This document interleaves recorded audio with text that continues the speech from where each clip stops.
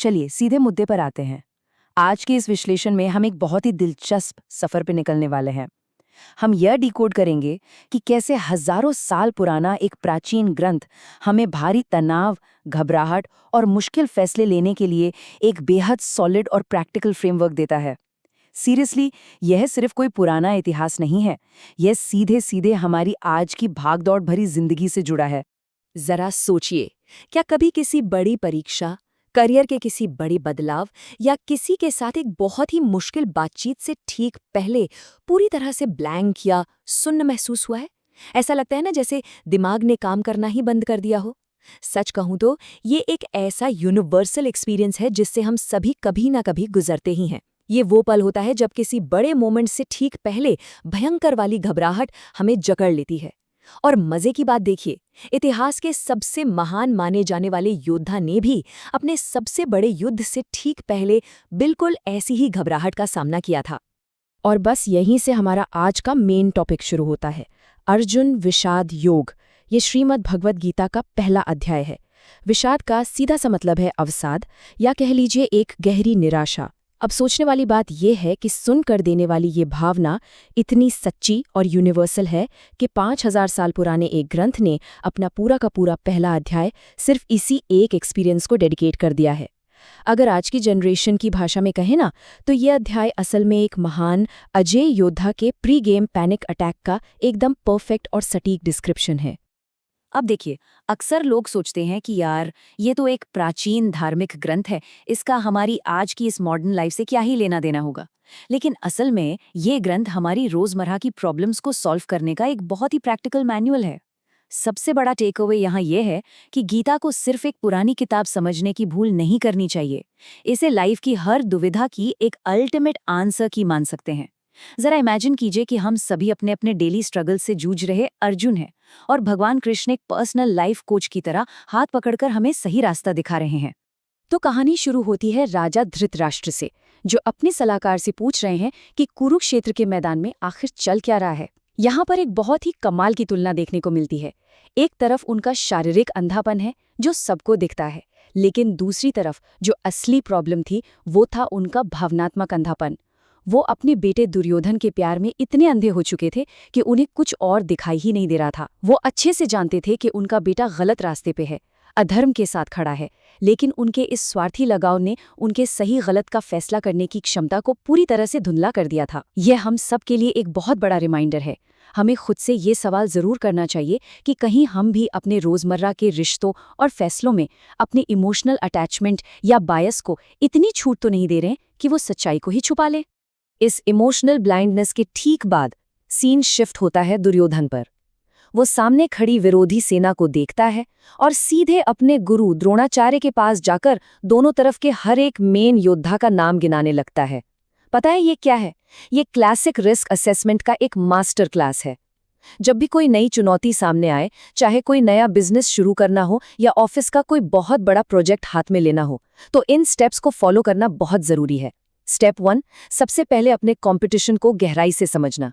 Step 2, अपनी खुद की स्ट्रेंथ का एकदम सटीक अंदाजा लगाना।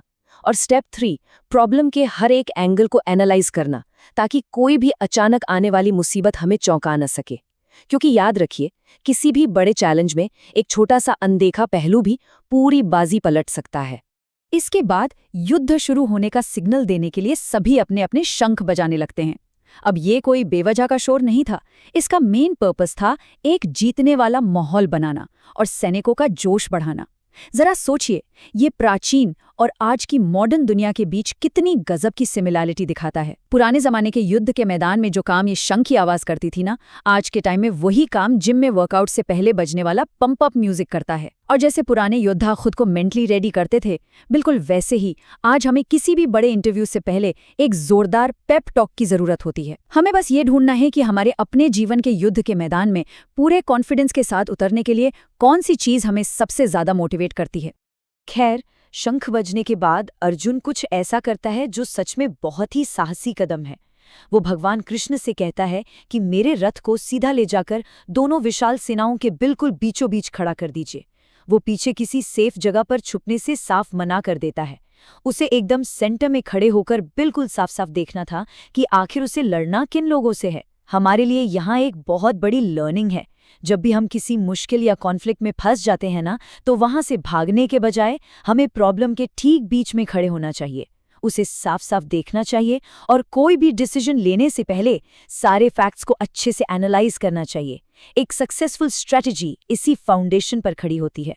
लेकिन अब आता है वो टर्निंग पॉइंट जिससे हम सब बहुत गहराई से रिलेट कर सकते हैं। जब अर्जुन दोनों सेनाओं के ठीक बीच में पहुंचता है और देखता है कि सामने तो कोई और नहीं बल्कि उसके अपने दादा, गुरु, कजिन्स और बचपन के दोस्त खड़े हैं, तो वो अंदर से पूरी तरह टूट जाता है। उसकी हालत कुछ ऐसी थी, मुंह सूख रहा है, शरीर कांप रहा है और उसका वो मशहूर गांडीव धनुष भी हाथों से फिसलता जा रहा है। वो अर्जुन जिसने दुनिया भर के सबसे बड़े बड़े युद्ध जीते थे, वो कृष्ण से कहता है कि उसे ये सारे फिजिकल सिम्टम्स फील हो रहे हैं। डर और एंग्जाइटी उसे इस कदर घेर लेते हैं कि वो बस सब कुछ छोड़कर वहां से चले जाना चाहता है। वो कहता है कि अगर जीतने का मतलब अपनों को ही मारना है तो उसे ऐसा कोई राज्य या जीत नहीं चाहिए। सच में ये एक बेहद सच्चा और रोंगटे खड़े कर देने वाला ह्यूमन एक्सपीरियंस है। वैसे ये बहुत ही नॉर्मल रिएक्शन है। इसके बाद अर्जुन अपने इस डर को सही साबित करने के लिए तरह तरह के लॉजिक देने लगता है। वो तर्क देता है कि इस युद्ध से खानदान के सारे रीति रिवाज खत्म हो जाएंगे और उन सब पर पाप लगेगा। और यहीं पर एक बहुत ही गहरी साइकोलॉजिकल सच्चाई सामने आती है। जब प्रेशर बहुत ज्यादा बढ़ जाता है ना, तो हमारा इंसान का दिमाग बस हार मान लेने के लिए नए नए बहाने और तर्क गढ़ने लगता है। जब हम हद से ज्यादा घबरा जाते हैं, जब ऐसा लगता है कि अब तो सारी एनर्जी ही खत्म हो गई है, तो हमारा ब्रेन अचानक से पीछे हटने के एकदम लॉजिकल लगने वाले कारण ढूंढ निकालता है। अर्जुन के ये सारे तर्क भी असल में उसी डर और मैदान छोड़ने की इच्छा का ही नतीजा थे। और अब ये घबराहट अपने पीक पर पहुंच जाती है। अर्जुन इतना ज्यादा डर गया था और इतना हताश था कि वो अपने हथियार डालने के लिए पूरी तरह तैयार हो गया। बात इस हद तक बढ़ गई कि उसने डिसाइड कर लिया कि वो बिना लड़े ही दुश्मनों को खुद पर वार करने देगा।